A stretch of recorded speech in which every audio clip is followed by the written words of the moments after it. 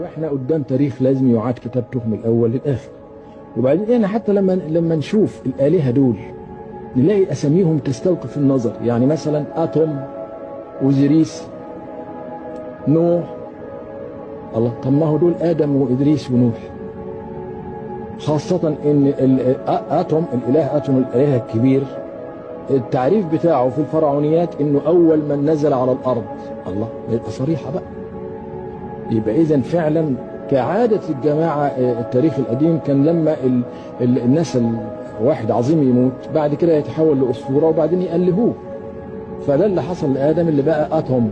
ادم اتوم. اوزيريس هو ادريس، لان وصفوه برضه اوزيريس بانه هو اللي علم الناس الكتابه بالقلم ولبس المخيط وتقسيم الفصول والتقويم الشمسي والنجوم والحاجات دي كلها. ودي الحاجات دي كلها تنسب الى النبي ادريس، ومعروف ان النبي ادريس كان في مصر، وانه هو اللي علم الناس الكتابه بالقلم والتقويم الشمسي والفصول والنجوم والحاجات دي كلها.